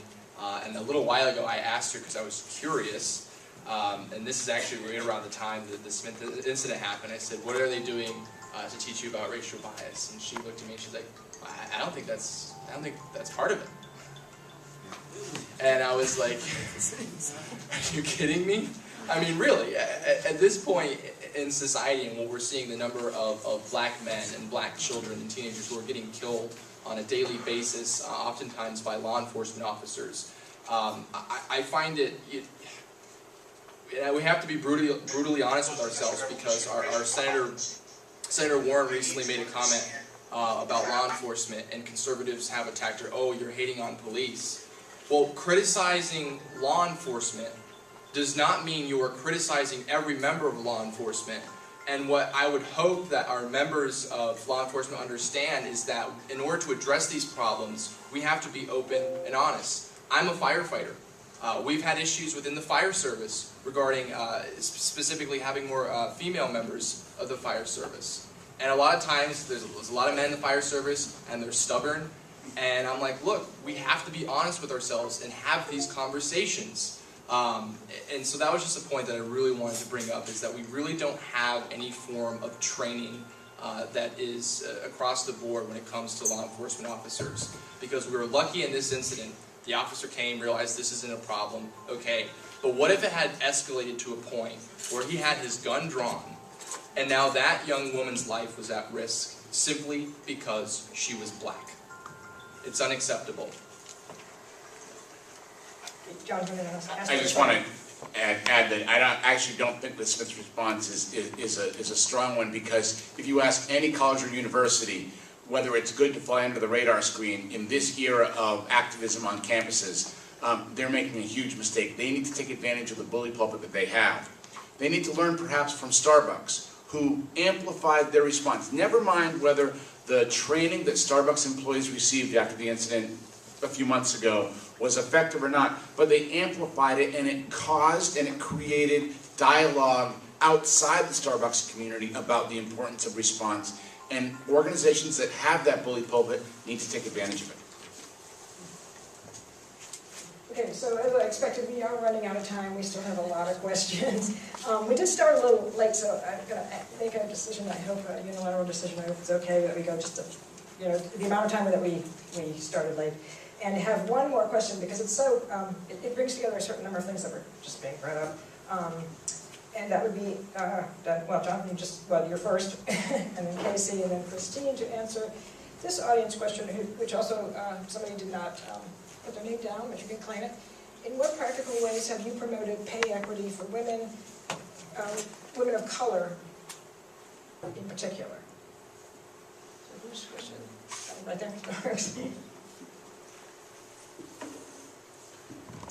at the risk of repeating myself, and I really want to engage the audience rather than have them say this again, but 2.5 to 3 years ago at Tech Foundry, I initiated it. I went to our board of directors saying, we are not training enough women for a career in information technology. We are actually perpetuating the male-dominated industry that currently exists. And we made a goal at Tech Foundry to train 50% of each of our classes being represented by women. By definition, those women are largely going to also be women of color. So I have been a leader to the extent that I can within my world of promoting pay equity among women, among the communities of color. The people who come to Tech Foundry have never seen a salary of $35,000, $40,000, $45,000, $50,000 a year. It's unheard of for themselves, and it's unheard of in their family. We bring them in and we train them. And we understand it's the right thing to do, but we also understand it's the right thing to do for our economy. For the Springfield economy, for the Hampton economy, but also for the entire economy of the Pioneer Valley. We need to take full advantage of the best and the brightest that's out there in society. And if we're only tapping into 25, 30, 35% of that population, because we're just mirroring who we are as the hiring people, we're doing those individuals a disservice, and we're doing our greater economy a disservice. So I'm very proud of the pay equity work that I've initiated at Tech Foundry. I was alluding to in my previous response some of the work I've done within the fire service, and I had been advocating for desegregation and inclusion within the fire service because it is a majority white men. I could tell you a number of different things I've done within the organizations I've created or I've been activists in, but to be quite frankly, I don't think I've done enough when it comes to women's issues, when it comes to advocating for pay equity. I'll be 100% honest with you. In the conversations within this campaign alone, the past 6 months I've had, it's opened my eyes to a whole set of different issues or things that I just really haven't thought as in depth about. And so quite frankly, rather than just give you a political response, I'll be honest with you and say there's a lot more that I need to do personally.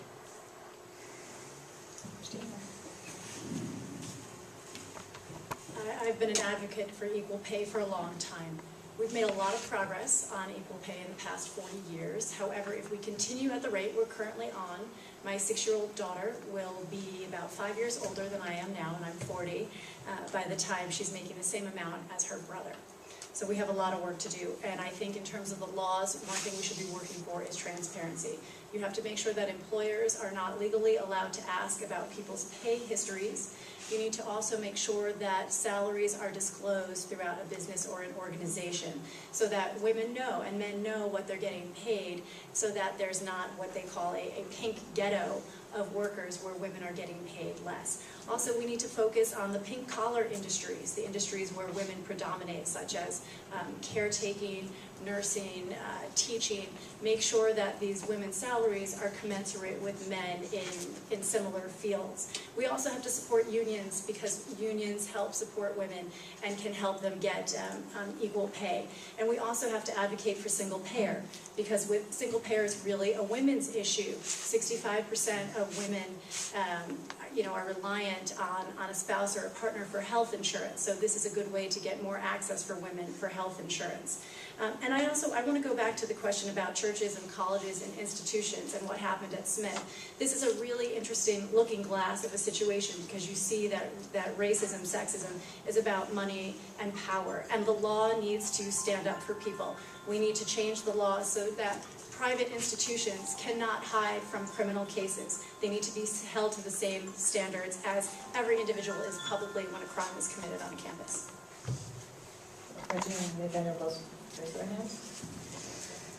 Thank you for the question. As the chair of the Commission on the Status of Women and Girls, I'm very proud to say that because we are building these commissions to have hearings, and our local one will be on October 25th. And I have been working with legislation for pay equity, reproductive rights, and disability insurance for women, which got kicked down the road last week because it died in the Senate. And if we pay attention, this is why we need representation of more women also, or advocates for women, because otherwise we're not gonna get a balance in our equity for women. Thank you. I think a big step towards pay equity is, as I said, is the transparency. We as a society don't talk about what we make. In Europe, they're far more open about it. People talk more casually about what they make, and as a result, everyone has a general idea of what people are making. I feel like we're all being treated like we're going to a used car salesman who's like, I'm giving you the best deal. Nobody else is getting this, but you're getting the best deal when you're being charged full price. All of us think that we're getting a little bit more than everyone else from our salaries, but we're not. So the big way that we solve this is by bringing all the poor people together to change the whole system, because it's not just about pay inequality, it's about pay in general. Thank you. Great. Well, so unfortunately we are on time. There's just a massive number of questions, questions on transportation. Somebody did bring that up. Homelessness, home ownership. There are several. One on charter schools. Solar, financial incentives to allow people to actually engage in, or to practice environmental, really sound practices, and so on. What else? African American history, well, we did have a question. And so, several other questions. Hopefully, if you have a question that wasn't answered, I know there are several, you could find a candidate or two to address those. But so now we're going to ask them to, if they want to address something that was omitted, go ahead, but they're concluding statements and they get 2 minutes apiece. And I have completely forgotten what order you went into. So, the order is John, me, Kate, Francia, Casey, Christine, Natalie. Right. and you know, it's also, I thank them all. We'll get a chance to briefly thank you, but you're a very impressive group, and so thank you all for being here. Well, I first want to thank Nathaniel for keeping us on task here.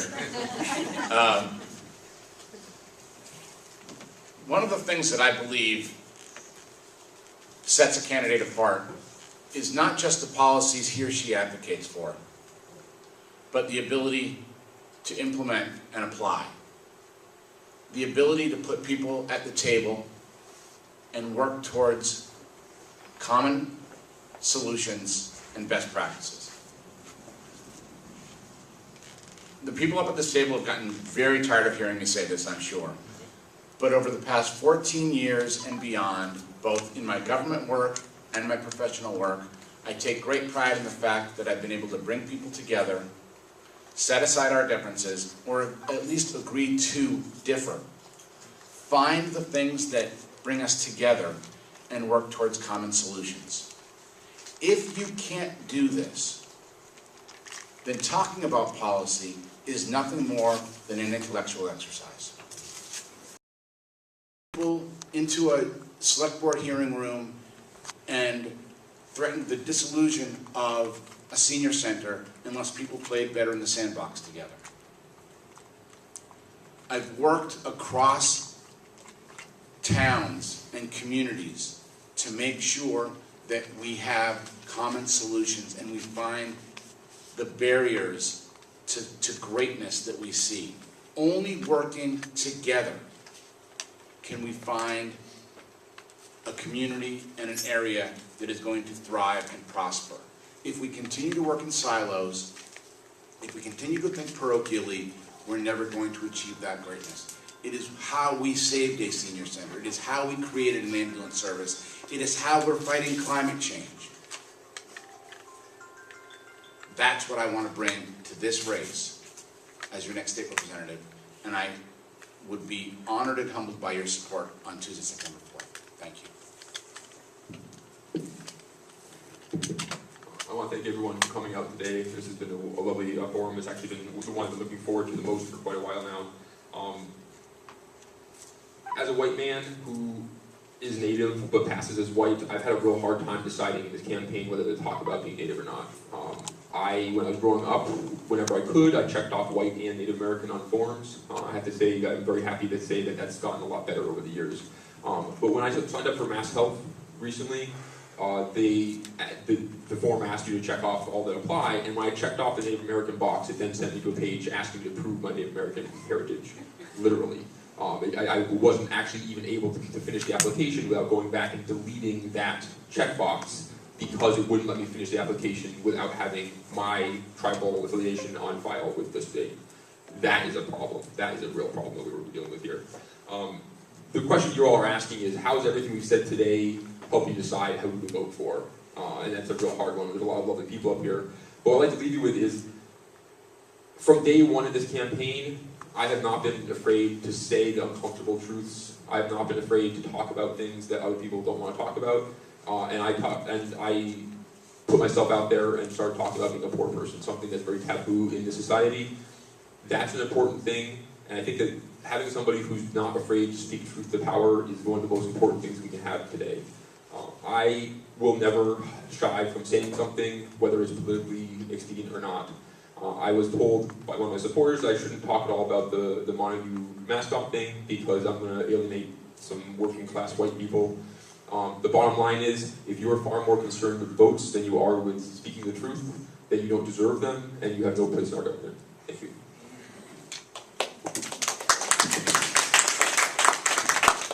Yeah, I forgot to tell you not to applaud to the editor. That was next year the editor, I'm telling you.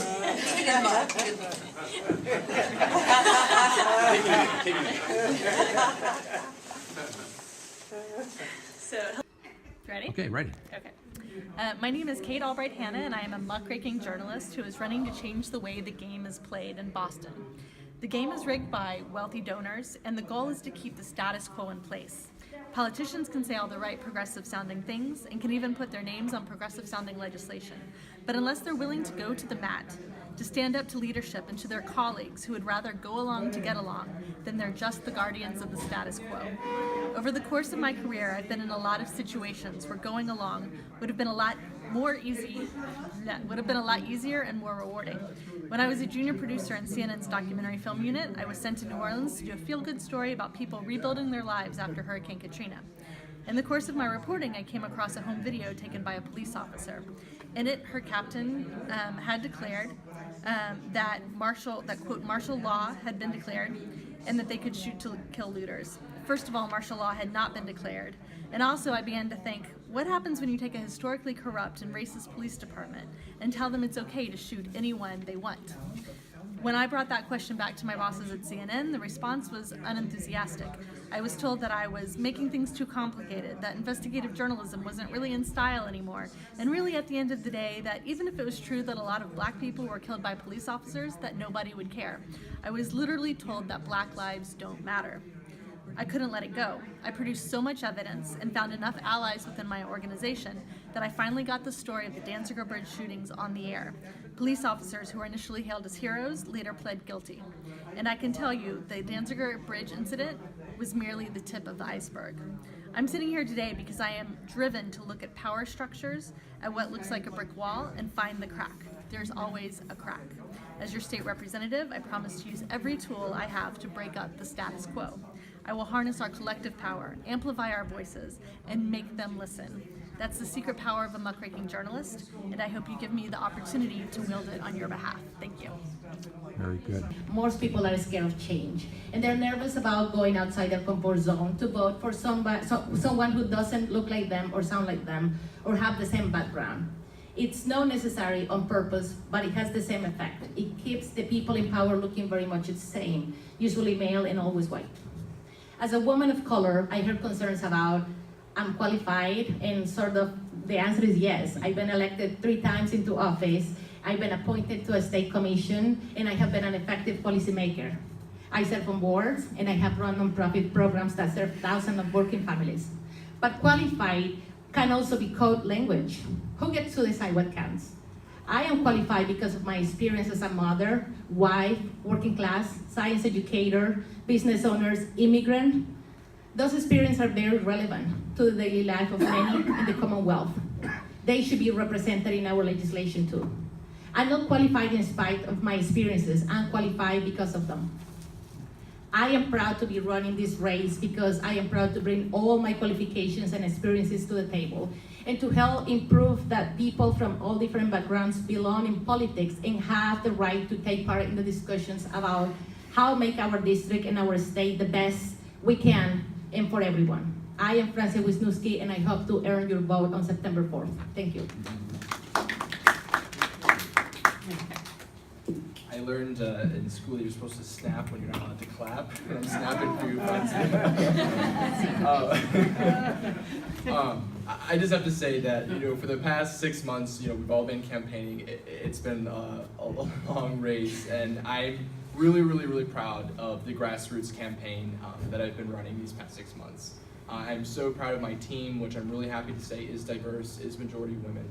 I'm so proud of all the different conversations that we've been having and learning about the issues that we may not have known from somebody's perspective in the district. And I'm going to echo a lot of what Francia said too, in the fact that we need not just somebody with experience, but with the commitment to be a bold and progressive advocate for our region. The commitment to challenge leadership, which needs to be challenged. The commitment to advocate even when you're the only one in the room standing. I think that what's been made pretty clear as I've been campaigning is we need the next generation of public servants, not the next generation of politicians. It's our time, not their turn. One of the things that I would love to do, if elected and if not, and still advocate for, is to create a youth council for this office. Personally, a lot of my passion and a lot of the work that I've done in my career thus far has been in advocating for young people and getting more young people involved in the political process. If we have a youth council, we have more voices, and we can get young people to feel like that they have a voice, that they have a vote, and it matters. Now here's how you use it to create change. I want to thank Racial Justice Rising for hosting this forum. These conversations, quite frankly, have not come up enough in our past forums and throughout this campaign. This is so important. But my last thing I want to say is that no matter who you decide to go for and who gets elected, stay involved with the process. Ensure that you're getting your peers and your family members to be involved. Because at the end of the day, it really does take a community. If we want to change the trajectory of this Commonwealth in our country, we have to be bold and stand up now. Now is all of our time. And all I ask of you is on Tuesday, September 4th, consider giving Peace a chance.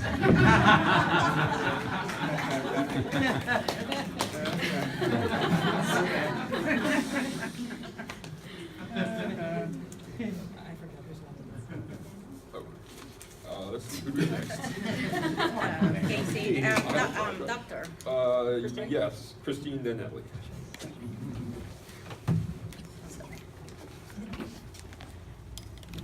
I grew up here.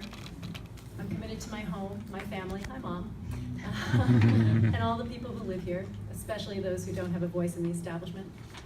When I was 9 years old, I decided to become an attorney after witnessing what my mom went through in family court during my parents' divorce. I am personally and professionally committed to bringing all legal and social tools to bear to advance justice. It's been my life's work. Given my breadth and depth of experience advocating for people's constitutional, civil, human, and women's rights, and litigating cases in the interest of justice and equality, a vote for me is a vote for a strong Western Mass leader on racial, social, and gender justice. Your presence here indicates that you're already a part of this important work, but I'd like to recruit you further and leave you with 3 things you can do to help advance equality and equity.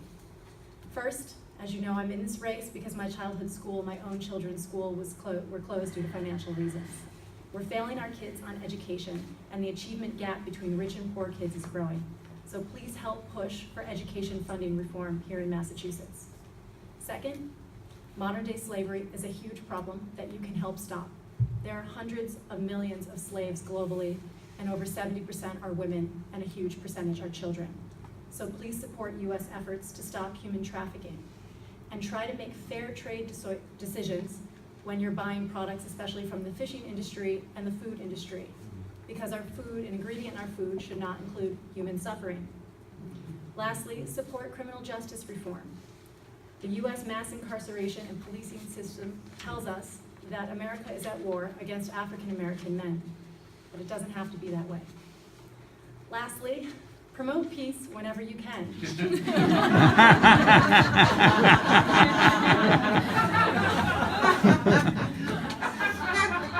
A small but meaningful way is to make sure that you use the language of peace and justice in your everyday talk.